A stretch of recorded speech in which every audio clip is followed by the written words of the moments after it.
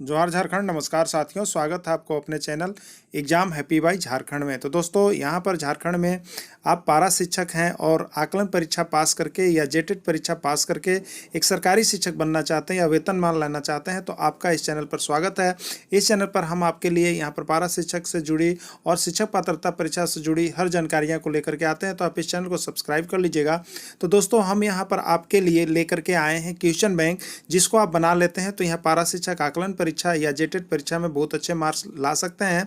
तो जुड़ जाइएगा। चलिए प्रश्न की ओर। परीक्षाएं हो रही है। अगर 1 to 5 के आप शिक्षक बनना चाहते हैं तो उसके लिए यदि आप यहाँ पर गणित सेक्शन के अंतर्गत जो प्रश्न आते हैं वो 10 वर्षों के अभी तक जितने राज्यों में हुए हैं उसके प्रश्न को लेकर के मैं आपके बीच उपस्थित हो रहा हूँ और डेली प्रैक्टिस सेट करवा रहा हूँ। तो आप उस प्रैक्टिस सेट को यदि आप कर लेते हैं तो फ्रेंड्स, मैं इसके अंतर्गत आपको एक प्रश्न लेकर के आता हूँ और उसी पर आधारित आपको 2 प्रश्न मैं अपने तरफ से करवा दे रहा हूँ और एक प्रश्न आपके कमेंट के लिए छोड़ देता हूँ। तो आइए, अगर इस तरह के आप प्रश्न को बना लेते हैं तो अवश्य ही आपके गणित में 80 से 90% मार्क्स आ जाते हैं। तो चलिए प्रश्न की ओर चलते हैं। क्या कुछ प्रश्न कह रहा है?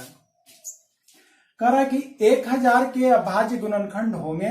इस तरह का ऑप्शन दिया हुआ, देख लीजिए आप। आपको इसमें बताना है अभाज्य गुणनखंड। तो फ्रेंड्स, इसको जानने के पहले सबसे पहले हम इसके बेसिक कंसेप्ट को जानेंगे कि अभाज्य गुणनखंड है क्या। ठीक है, तो गुणनखंड मतलब होता है संख्याओं का टुकड़ा जो गुणे के रूप में लिखे हुए रहता है। ठीक है, जैसे यहाँ पे मैं 8 की बात करूं फ्रेंड्स, 8 की बात करूं तो 8 को हम लिख सकते हैं 2 गुने 1 भी लिख सकते हैं। 8 को 8 गुने 1 लिख सकते हैं।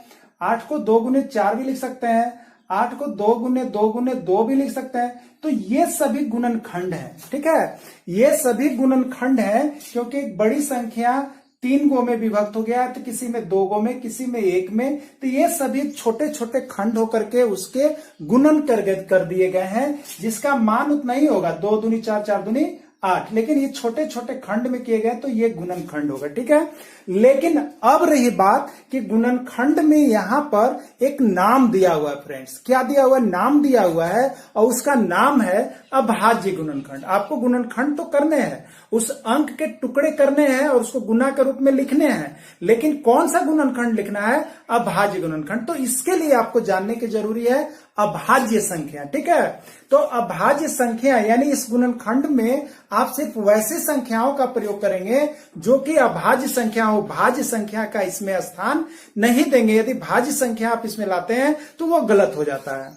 तो देखिए, यहाँ पे सबसे पहले अभाज्य संख्या क्या होती है मैं आपको वो बता दूं। तो अभाज्य संख्या वैसी संख्या है जो सिर्फ एक और स्वयं से कटती है। मतलब वैसी संख्याओं का इसमें समावेश होना चाहिए जो सिर्फ अपने से कटती है और एक से। तो एक से तो सभी संख्याएं कटती है, लेकिन जो संख्या सिर्फ अपने से कटती हो उसको हम लोग अभाज्य संख्या कहते हैं। तो हम इसका काटना कहां से चालू करेंगे? तो 2 से चालू करेंगे। यानी 2 को आप काटिएगा तो 2 सिर्फ 2 से ही कटता है। ठीक है, 3 सिर्फ 3 से ही कटता है। लेकिन 4 का आप इसमें जिक्र नहीं करेंगे क्योंकि वह भाज्य संख्या हो जाता है। क्योंकि 4 किस किस से कटता है? तो 1 से भी कटता है, 2 से भी कटता है, 4 से भी कटता है। तो ये 2 से ज्यादा अंक यानी अपने को छोड़ करके किसी एक और, यानी 4 से भी कट गया, 2 से भी कट गया, इसलिए यह भाज्य संख्या है। तो आप वैसी संख्याओं को शामिल करेंगे जो हो गए 2, 3, 5, 6 को भी नहीं लेंगे क्योंकि 6 कौन सी संख्या हो जाएगी? भाज्य संख्या हो जाएगी। क्योंकि 6 सिर्फ 6 से ही नहीं कटता है, वह 2 से भी कटता है, 3 से भी कटता है। तो जो सिर्फ अपने से कटती है वैसी संख्याओं को इस गुणनखंड में आपको शामिल करना पड़ता है। तो आइए देखिए, यहाँ पे जो गुणनखंड दिया हुआ, अगर 8 की हम बात करें तो 8 के लिए क्या यह गुणनखंड सही है? 8 कौन सी संख्या है? ये भाज्य संख्या फ्रेंड्स। क्या है? भाज्य संख्या, क्योंकि 8 2 से भी कटेगा, 4 से भी कटेगा और 8 से भी कटेगा। ये आपका गुणनखंड सही है, लेकिन वो अभाज्य गुणनखंड नहीं है। ये अभाज्य गुणनखंड नहीं है। इसको भी आप देखेंगे 2, 4 किसी ने लिख दिया तो 2 तो अभाज्य संख्या है, लेकिन 4 अभाज्य संख्या नहीं है। वो 4 भाज्य संख्या, क्योंकि 4 सिर्फ 4 से ही नहीं कट रहा है, 2 से भी कट रहा है, इसलिए यह भी गुणनखंड आपका अभाज्य गुणनखंड नहीं है। आगे आप देखेंगे तो 8, तो इसमें देखिएगा 2, 2, 2, तो 2 भी अभाज्य है, 2 भी अभाज्य, 2 भी, ये आपका सही है। तो इसी तरह से आपको 1000 का निकालना है फ्रेंड्स। देखिए 1000 का आप सबसे पहले कितना से देंगे? 2 से देंगे। ठीक है, 2 से देना चालू कीजिए। 2 से कितने बार हो जाएगा? 2 5 10 और 2 0 हो गए। फिर आप देखेंगे 2 से, तो 2 दूनी कितना हो जाएगा? 4, 10, 2 5 10 और 1 0, 250। 2 से फिर देंगे, जब तक 0 है तब तक 2 से आपका जाएगा। 2 से आपका हो जाएगा यहाँ पे 2 एकम 2, 2 दूनी 4, 10, 2 पचे 10।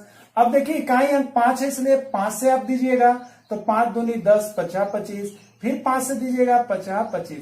तो इसमें सारी संख्याएं, चाहे वो 2 हो चाहे 5 हो, कौन सा संख्या है, वो अभाज्य संख्या है। ठीक है, तो इसका यदि हम गुना के रूप में लिख देंगे तो वो क्या हो जाएगा, अभाज्य गुणनखंड हो जाएगा। यानी हम इसको लिख सकते हैं 2 गुने 2 गुने 2 और 5 गुने 5 गुने 5। यानी यह जो अभाज्य गुणनखंड वो किसका है, 1000 का है। तो इसमें आप ऑप्शन देखेंगे 10 गुने 10, ये 2 गुने 5 गुने 10, ये आप देखिएगा ये भी नहीं, लेकिन यहाँ पे आप देख रहे हैं कि टैली कर रहा है, डी नंबर आपका सही है।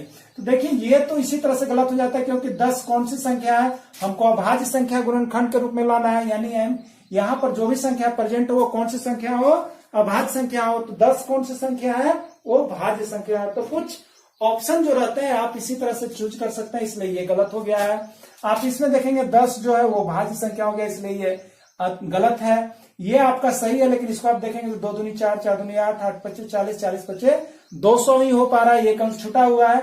तो इस तरह से हम बहुत से ऑप्शन को सेलेक्ट करके वहां पे देख सकते हैं। तो आइए एक प्रश्न और मैं आपको यहाँ पे करवा देता हूं। वो संख्या जो है कि अभाज्य संख्या से संबंधित है, आपको बताना है कि इसका अभाज्य गुणनखंड क्या होगा। तो आप देखिएगा इसका अभाज्य गुणनखंड क्या होगा।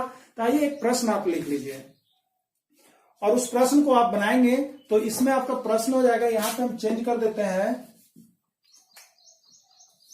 250 के अभाज्य गुणनखंड होंगे। फ्रेंड्स आपको बनाना है कि 250 का अभाज्य गुणनखंड क्या होगा। ठीक है, तो चलिए 250 को चालू करते हैं। कहां से चालू करेंगे फ्रेंड्स, सबसे पहले 2 से।